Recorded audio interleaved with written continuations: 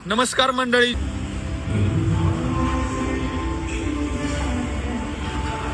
Workout करून झालंय, आता निघालोय नाही का जिम मधून. डायरेक्ट 3 दिवसांनी जिमला भेटतो आता डायरेक्ट. कसं आहे, दिवाळीच्या सुट्ट्या आहे, यांना पण फटाके वगैरे वाजवायला नको का?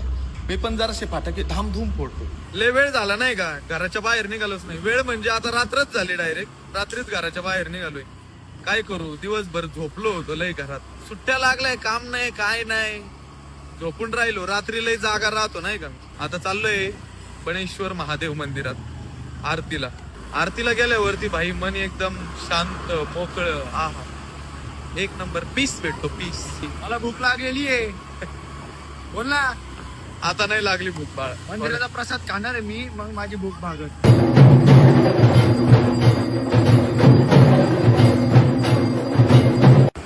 तर मित्रांनो, आरती झाली आहे. आहा, काय छान वाटलंय, मस्त एक नंबर.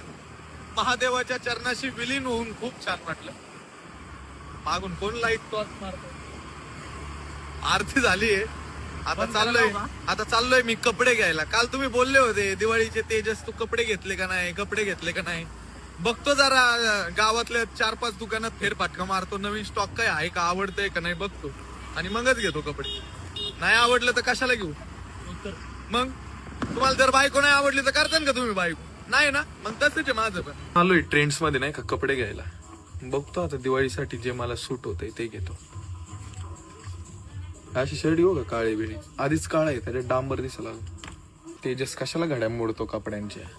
घ्यायचे नसेल तर कपडे नको ना घेऊ, गाड्या तरी नको मोडू. आपल्या तळेगावात आहे ना, नगर परिषदेचं उद्घाटन होत, आम्ही लेट आलो.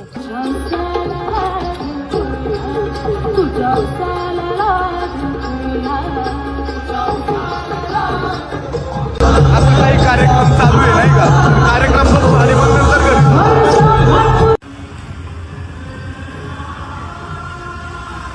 अन्न स्वराज माझा शुभ छत्रपती झाला ग बाई ग. लय भूक लागली, कपडे घ्यायचं तर राहूनच गेलं त्या आईच्या गावात. असं आम्ही व्हेजिटेरियन हॉटेलमध्ये आलोय, म्हणजे डायरेक्ट नाही का व्हेज भेटायला पाहिजे. दादा चालू आहे ना ब्लॉग आहे, ब्लॉग.